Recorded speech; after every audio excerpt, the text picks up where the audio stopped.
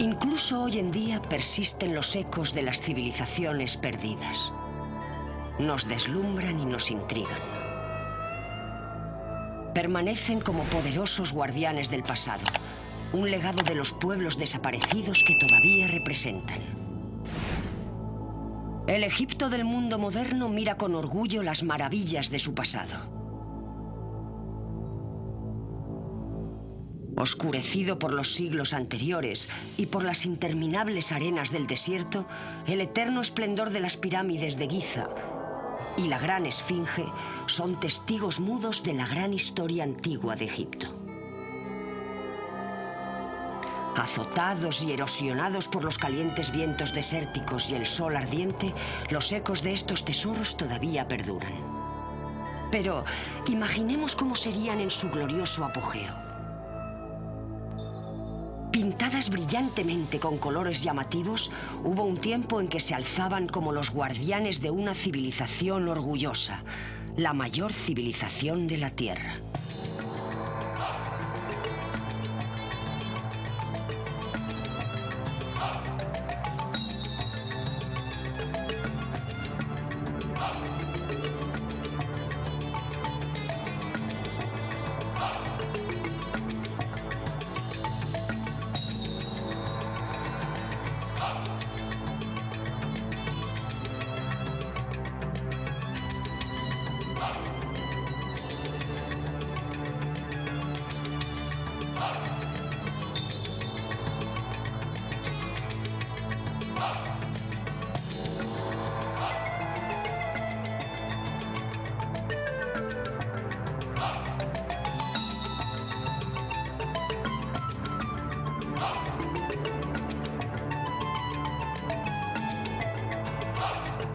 Civilizaciones antiguas.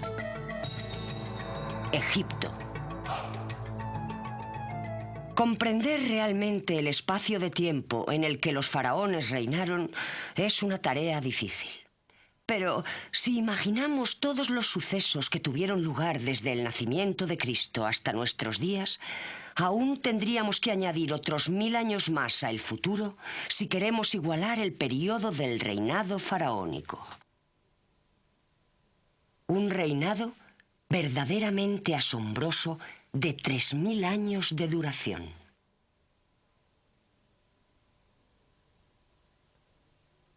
Hoy miramos con asombro las pirámides de Giza y recordamos con respeto a las miles de personas que trabajaron con esmero durante unos 20 años para construirlas.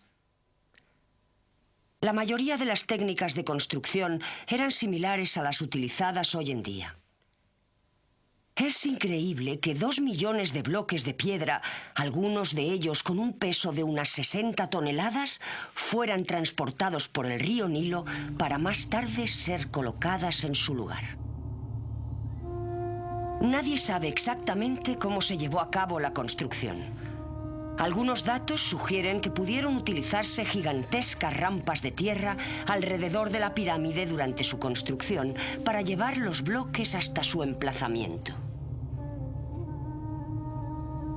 Finalmente, las pirámides se cubrieron de piedra caliza blanca de arriba a abajo, a medida que se quitaban las rampas.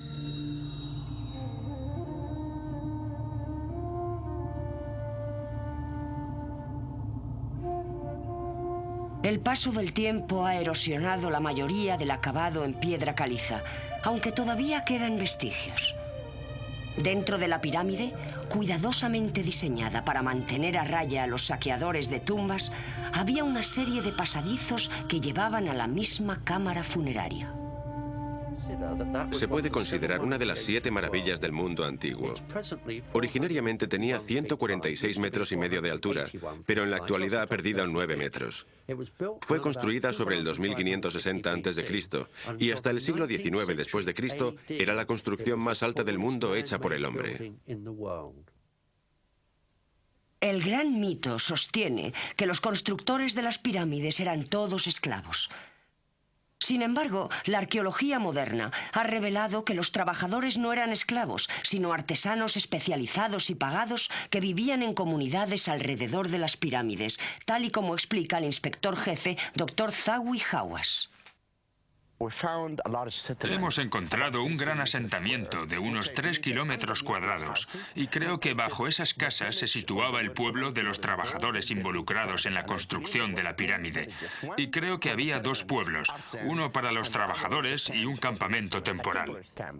Habían unas 10.000 personas que realmente vivían en este área.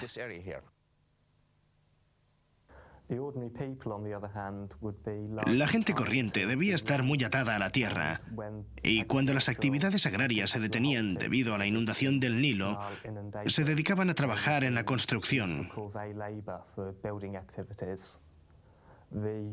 La vida del campesino medio era probablemente bastante similar a la de otras sociedades agrícolas premodernas. El estudio de los esqueletos encontrados, alrededor de 600, nos muestra que todos ellos, hombres y mujeres, tenían tensión en la espalda, movían materiales pesados. La civilización egipcia puede ser seguida a través de los 5 periodos históricos que abarca: el periodo dinástico temprano, el Imperio Antiguo, el Imperio Medio, el Imperio Nuevo y finalmente la época tardía. Pero el alma que mantuvo unido a este poderoso reinado fue el río Nilo.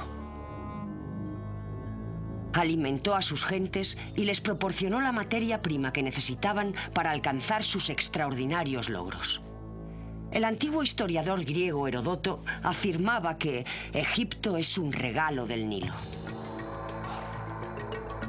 Cada año, tras las lluvias monzónicas del África Central, el río crece y se desborda. Durante 3 meses al año, desde julio hasta octubre, un periodo que los antiguos egipcios llamaron la inundación, el Nilo inunda el valle, dejando tras él un rico depósito aluvial. La magnitud de la inundación era muy importante. Si era muy alta, el río se desbordaba tanto que no se podía sembrar y podían producirse daños en las edificaciones.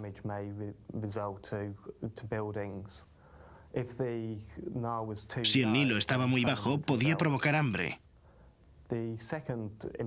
El Nilo tenía importancia también por ser una arteria de comunicaciones. Los egipcios viajaban subiendo y bajando por el Nilo utilizando botes, lo que facilitó en gran medida la existencia de su complejo estado. Aunque en muchos kilómetros a la redonda todo sea desierto, el barro negro es lo bastante fértil como para cultivar cosechas que alimenten abundantemente a hombres y bestias. Junto con el sol azotador, los antiguos egipcios lo consideraban como la mismísima fuente de vida.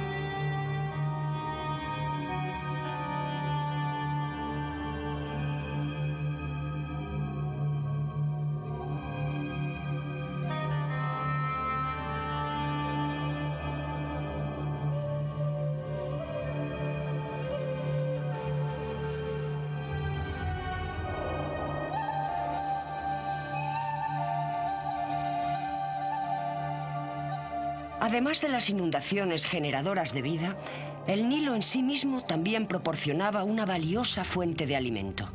Incluso hoy se pueden ver pescadores navegando por el río con sus pequeños botes en busca de pesca, al igual que sus antepasados lo hicieran en la antigüedad. De modo que así es como la historia de Egipto está inseparablemente unida a la vida del gran río. Así pues, el grueso de la sociedad del antiguo Egipto, que prosperó a lo largo de las orillas del Nilo, estaba compuesta de campesinos. Fue esta, la clase social más baja, la que llegó a alcanzar un nivel de vida algo superior en las fértiles llanuras de los alrededores del río. El antiguo Egipto era una comunidad agrícola y la dieta normal para la gente constaba de pan y cerveza. Sabemos mucho acerca de los procesos de hornada y de elaboración de la cerveza gracias a las representaciones y los modelos de las tumbas. El pan tenía muchas formas y tamaños diferentes y podía estar endulzado con ingredientes tales como los dátiles.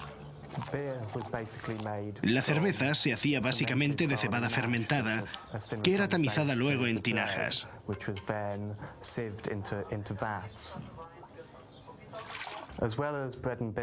Además de la cerveza y el pan, se cultivaban vegetales como puerros, cebollas, rábanos y lechugas.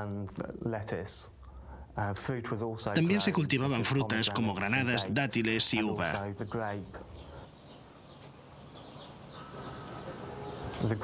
La uva se utilizaba para hacer vino, especialmente en las regiones del delta.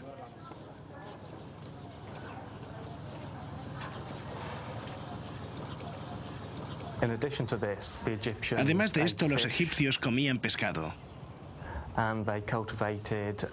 y criaban animales como ovejas, cabras y cerdos, de los cuales tomaban la leche y la carne.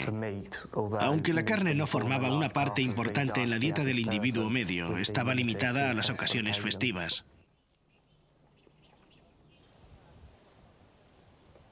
Existía una clase media muy enraizada en el sistema agrario.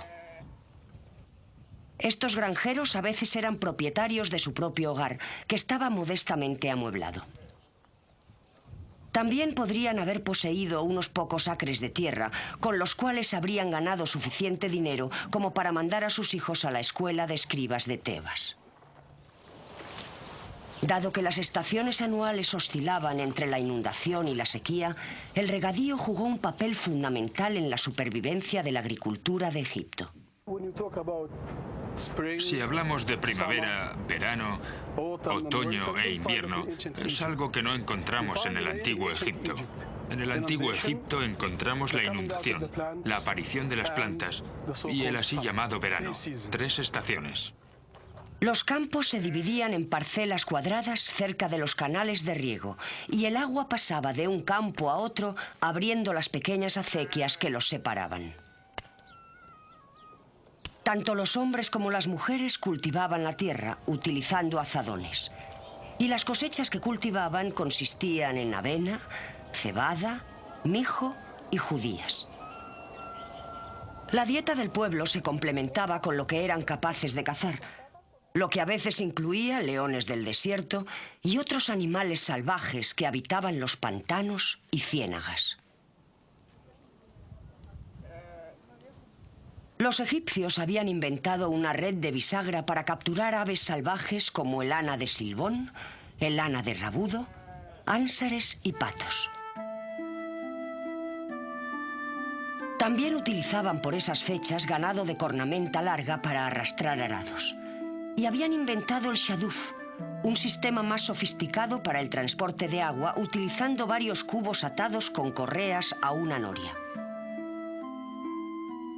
La clave de la civilización egipcia fue revelada al mundo moderno cuando el extraño texto que cubría las paredes de estos templos, los jeroglíficos, fue por fin comprendido, lo que sucedió cuando se tradujo una lápida de basalto negro conocida como la piedra Rosetta.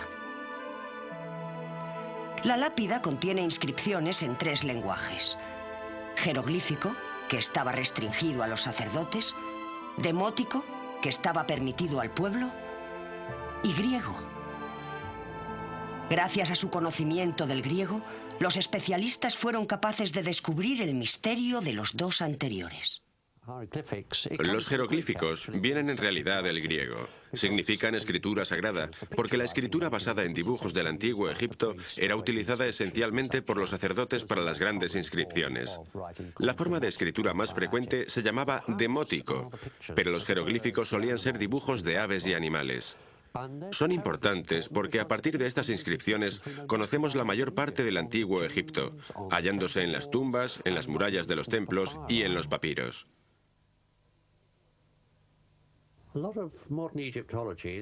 La investigación actual se basa en el trabajo de los primeros descubridores. Ellos empezaron a registrar los monumentos y sus grabados. Las publicaciones de sus textos y sus grabados fueron muy importantes. Muchas de esas cosas han desaparecido actualmente. Y, por supuesto, muchos de los grandes hallazgos se hicieron entonces, como la piedra Rosetta, que ya hemos mencionado. Otro hombre que estuvo involucrado fue el arqueólogo italiano Steabani Belsoni. Fue el primero en encontrar la entrada al gran templo de Ramsés II, el 1 de agosto de 1817. La que aparece en el reverso de esta moneda es la pirámide intermedia Antesa. Por supuesto, Belsoni fue el primero en los tiempos modernos en entrar tal y como se dice en este medallón el 2 de marzo de 1818.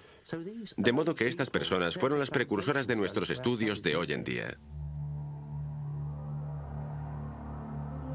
La gente pobre que trabajaba los campos debió mirar con temor a la élite de la sociedad egipcia, aquellos que frecuentaban la corte real de los faraones. La corte real estaba compuesta por los jefes de diversos departamentos administrativos, como la hacienda pública, la judicatura y el servicio diplomático. Por encima de estos dignatarios en la escala social se encontraba el visir o primer ministro. Pero la gran figura que gobernaba sobre todos ellos era el faraón. El jefe todopoderoso del pueblo. La palabra faraón significaba originariamente palacio real, y hasta el 1580 a.C. no llegó a referirse al soberano que vivía en su interior. La historia de estos magníficos soberanos puede seguirse a través de las 25 dinastías que abarcan miles de años.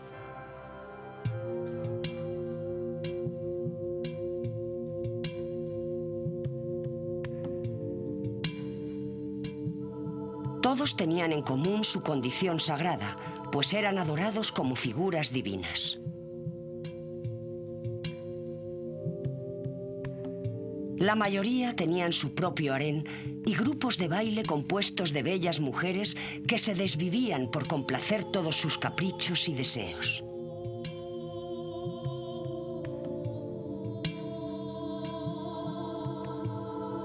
Como se creía que la sangre divina de la realeza no debía ser adulterada, el faraón a menudo se casaba con su propia hermana o hermanastra.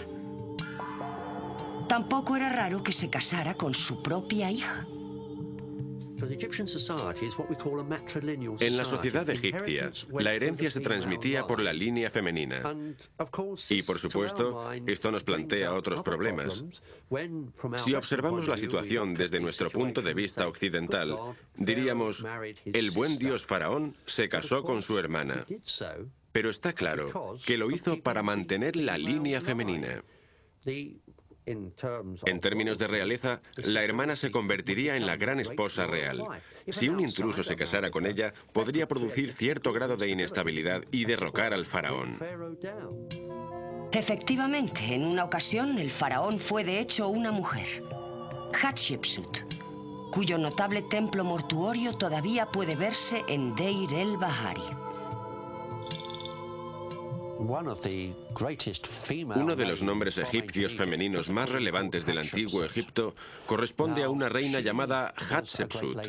Fue una gran dama y se declaró a sí misma faraona. Se nos presenta la curiosa situación de que es representada en los relieves como un hombre.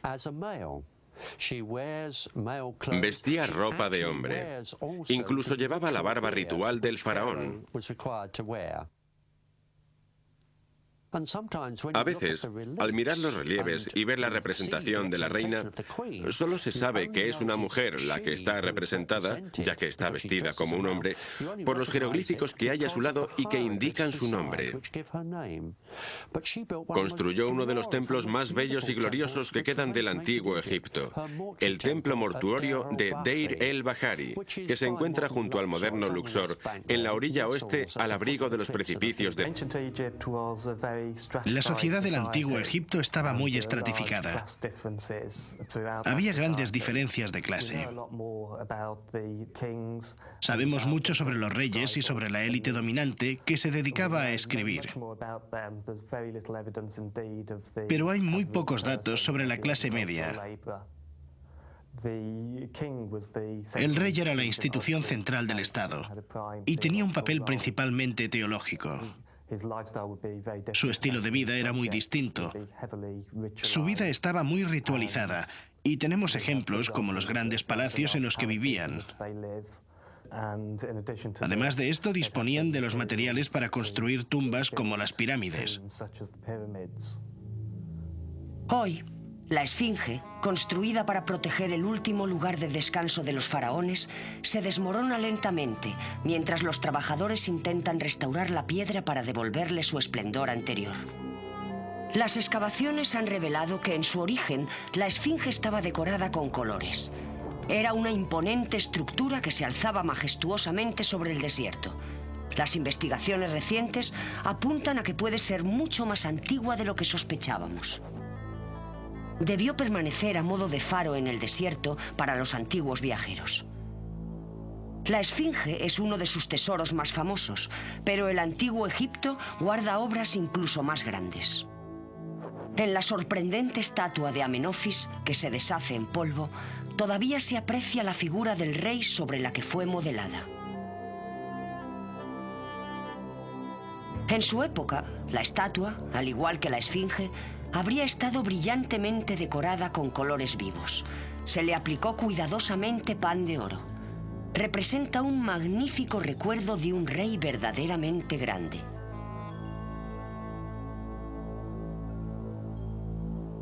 A través de la arquitectura de estos poderosos faraones podemos apreciar su esplendor. En Abu Simbel encontramos más ejemplos de la originaria grandeza de Egipto que se desmoronan lentamente. La característica más destacada del gran templo, construido hacia el interior de la montaña, son las 4 figuras gigantescas sentadas que representan al rey. Guardando la entrada al templo, las impresionantes figuras miden 18 metros de altura. Es fácil imaginar cómo estas estatuas de colores producían temor y respeto a los antiguos egipcios. Es asombroso pensar que el templo fue diseñado con tal precisión que el 22 de febrero y el 22 de octubre el sol naciente brilla a través de la entrada e inunda de luz a 3 de los 4 reyes, cuyas estatuas están sentadas en el santuario a 70 metros hacia el interior. Pero, ¿por qué solo a 3 de los dioses? La razón es que el otro dios, Ta, era el señor del inframundo y por tanto debía permanecer en eterna oscuridad. El más pequeño de los 2 magníficos templos, pintados originariamente con un color deslumbrante, estaba dedicado a la diosa Hathor y a la esposa favorita del faraón, Nefertari. Mientras los visitantes de Abu Simbel se maravillan con el milagro de su construcción, a muchos les sorprende saber de una proeza de ingeniería igualmente milagrosa que se llevó a cabo en ese lugar durante el siglo XX. En los años 60, cuando se estaba construyendo la gran presa al sur de Asuán, se dieron cuenta de que las crecientes aguas del lago Nasser sumergirían el templo, y dado que la construcción es de piedra arenisca, era seguro que se desmoronaría. De modo que hubo un gran debate internacional, un consorcio que estudiaba el modo de salvar los templos. Se presentaron muchos proyectos, y el que se siguió finalmente fue el de cortar el templo y las cámaras interiores. Hay un templo cerca, un templo más pequeño dedicado a Nefertari, que era la esposa favorita de Ramsés II. La idea era sacar ambos templos de la roca como un gigantesco rompecabezas. Se cortaron con mucho cuidado en grandes bloques que se suspendieron en el aire a una altura de 100 metros. Se trasladaron a otro lugar más al norte, a unos 60 metros, y se reconstruyó. De modo que allí sigue. La montaña de la que se sacó ha sido de nuevo recreada tras él. No solo es una maravilla de la ingeniería antigua, es una maravilla de la ingeniería moderna que ha salvado uno de los grandes monumentos del mundo. El mundo se unió para ayudar a salvarlo. Y este no es un hecho muy frecuente en nuestra herencia cultural.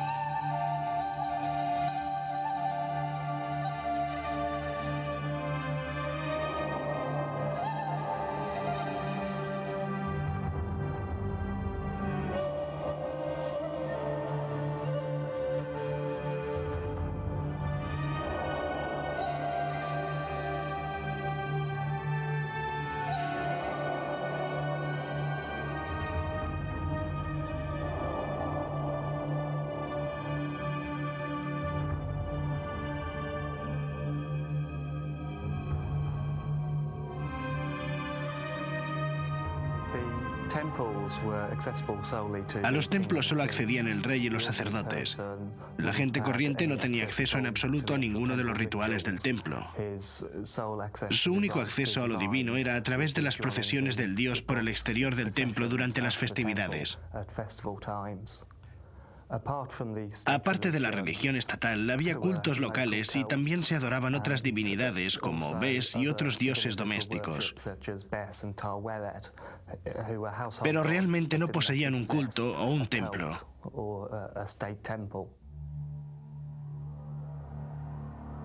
Se desarrollaron dos cultos principales, uno que adoraba a Ra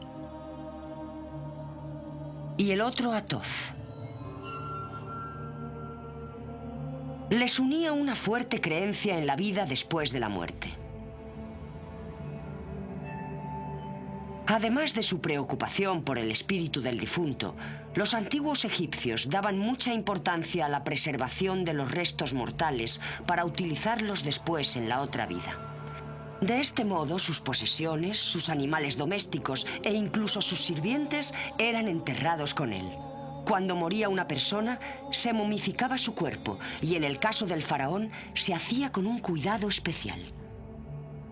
La palabra momia viene de la palabra árabe mumilla, que significa betún o brea. Después de la muerte, se extraía el cerebro del difunto por la nariz, utilizando un gancho especial de hierro, y se enjuagaba el cráneo con vino de palma y resina. Del cuerpo se extraía todo excepto el corazón. Se enjuagaba bien y luego se llenaba de mirra y especias. Luego el cadáver se ponía a remojo en natrón, una fuerte sal, o bicarbonato de sodio, por un periodo de entre 30 y 50 días, y finalmente se revestía de resina que sujetaba las vendas de lino. Con este asombroso y elaborado método, se sacaba todo el aire de la momia. Los órganos internos que se habían sacado también se remojaban y luego se depositaban en 4 tinajas. Cuando éstas se situaban junto al sarcófago en la tumba, se creía que la personalidad del difunto volvía al cuerpo físico. El proceso entero de momificación duraba 70 días.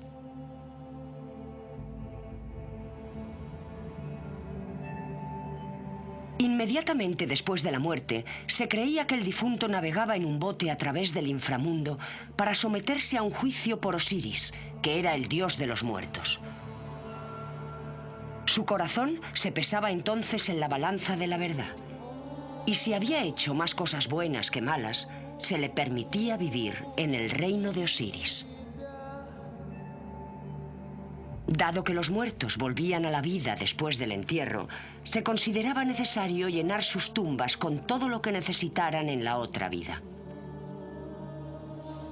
A menudo se pintaba un retrato del difunto en el sarcófago, y junto a él se ponían sillas, carros, recipientes con alimentos y a veces hasta la barcaza que necesitaba para cruzar el inframundo.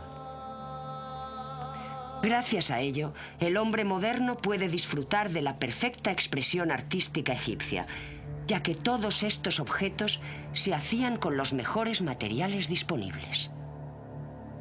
Las cámaras funerarias no solo estaban llenas de maravillosos tesoros, sino que también sus paredes estaban a menudo decoradas con sublimes pinturas que representaban escenas de la vida del muerto, deidades protectoras y otras imágenes asociadas a su vida. Los faraones siempre optaron por los lugares de entierro más escondidos para prevenir las actividades de los saqueadores de tumbas. Muchos de ellos eligieron lugares como el Valle de los Reyes. Pero a pesar de estas localizaciones tan difíciles, pocas tumbas escaparon intactas. La tumba de Tutankamón permaneció intacta hasta 1922, cuando el arqueólogo Howard Carter la desenterró durante una expedición dirigida por Lord Carnarvon. Todavía hoy hay quien recuerda el suceso, como el hijo del guía que condujo a Carter hasta la tumba. Carter had been before here in this village an inspector of antiquity. Mi padre me contó que iba a hacer una expedición con su amigo Carnarvon. Y dijo que no sabía si iba a volver.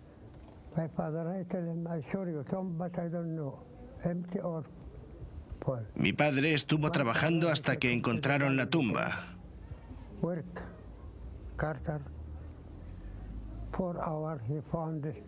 Estuvo trabajando con Carter durante 4 horas. Entonces Carnarvon abrió un pequeño agujero.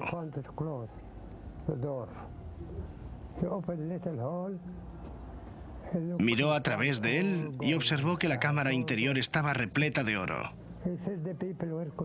Pero Carnarvon dijo a todos los que estaban allí que no había nada, que la cámara estaba vacía, y se apresuró a tapar el agujero. Después llamó por teléfono a Londres para comunicar el hallazgo. Aquella misma tarde, un gran grupo de personas vino al Valle de los Faraones. Había al menos 200 soldados. Entonces Carnarvon abrió la tumba.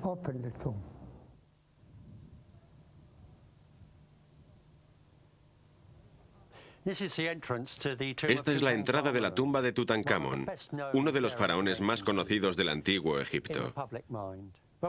Todavía sabemos poco acerca de él, pero sabemos mucho sobre su tumba, los increíbles tesoros que encontró Howard Carter en 1922. El rey joven no tenía ni 18 años cuando murió y fue enterrado y rodeado de tesoros fabulosos. 4 salas llenas, y aún así, la tumba había sido asaltada 2 veces en la antigüedad. La sepultura estaba intacta. El joven yace en un ataúd de oro macizo. Increíble, 110,4 kilos de oro macizo. Sus representaciones son las más conocidas de los antiguos reyes egipcios.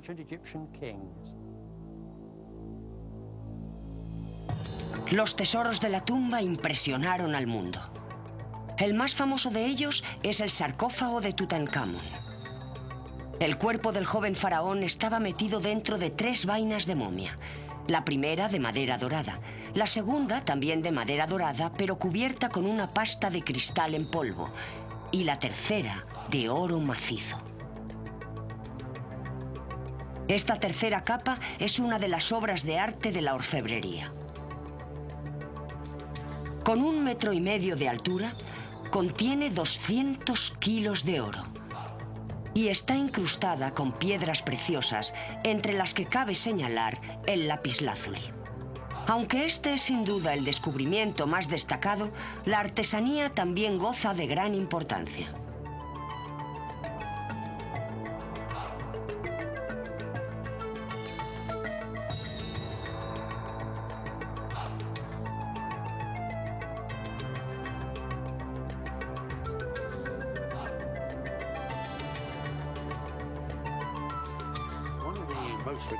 Una de las historias más recurrentes que se cuentan sobre el antiguo Egipto y que por supuesto a los periodistas les encanta es la de la maldición de las momias, la maldición de Tutankamón.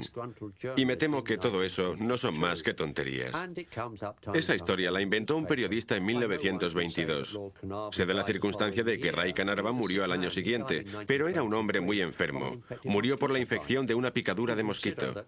Hay que considerar que todos los hombres involucrados en la excavación eran personas mayores en aquella época.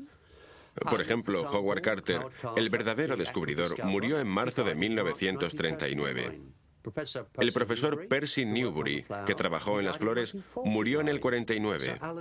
Sir Alan Garner, que se ocupó de traducir las inscripciones, vivió hasta los 70. Si alguien debía haber muerto al principio, era un sargento del ejército británico llamado Richard Adamson. Solía dormir, por seguridad, en un catre sobre las tumbas todas las noches, pero vivió una larga vida hasta los años 80. Por supuesto, esto dio origen, o propició la resurrección, se podría decir, de la egiptomanía. El mundo quedó fascinado por el antiguo Egipto. Ya sucedió cuando Napoleón invadió Egipto en 1798. Volvió a ocurrir en 1922 y en 1972, cuando se hizo la exposición en el Museo Británico para celebrar el 50 aniversario. Había colas de gente esperando alrededor del museo durante horas para ver tan solo unas 40 piezas que el gobierno egipcio permitió trasladar al Museo Británico. Hoy en día, solo con mirar alrededor, podemos ver muchos de esos vestidos, ornamentos y joyas. Todo esto es el fruto de aquel gran hallazgo de 1922. Las riquezas de Egipto y sus faraones sufrieron un declive gradual a través de los siglos. En la 25ª dinastía, en el 747 a.C., distintos pueblos gobernaban la tierra. Se piensa que el declive de Egipto se dio al final del Imperio Nuevo, tras una serie de reyes de corto reinado. Después de esto vino el tercer periodo intermedio, en el que el Estado central básicamente se derrumbó. Después de esto, Egipto fue invadido sucesivamente por diversos pueblos y finalmente por los persas. Esto culminó en el año 332, cuando los griegos y Alejandro Magno tomaron finalmente el control de Egipto.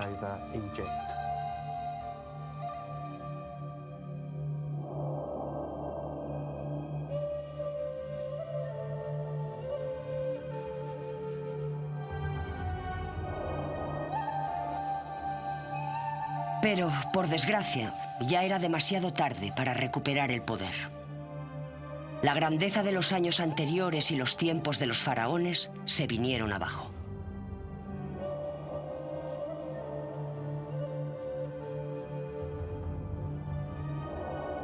$5000 años después de que los grandes reyes gobernaran la rica civilización que se situaba a lo largo del río Nilo, los míticos faraones han mantenido su capacidad para seguir llamando nuestra atención.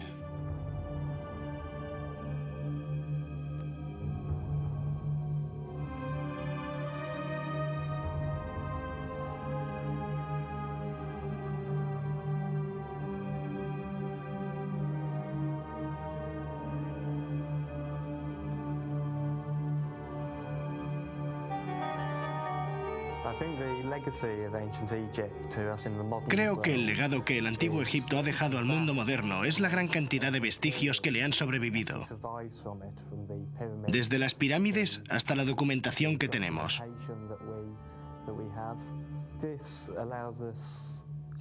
Esto nos ofrece una ventana única a las operaciones de una sociedad antigua que fue muy civilizada, aunque al mismo tiempo muy diferente a la nuestra. Todavía guardan secretos. Recientemente se ha descubierto una pequeña cámara en la Gran Pirámide, la cual estamos investigando. La egiptología es algo siempre cambiante. Aquí, en uno de los lugares más evocadores, Karnak, es posible imaginarse el esplendor de la antigua civilización y maravillarse con los testimonios que aún perduran. Desde el más pequeño amuleto hasta el mayor de los templos, el legado que el antiguo Egipto nos ha dejado es incomparable.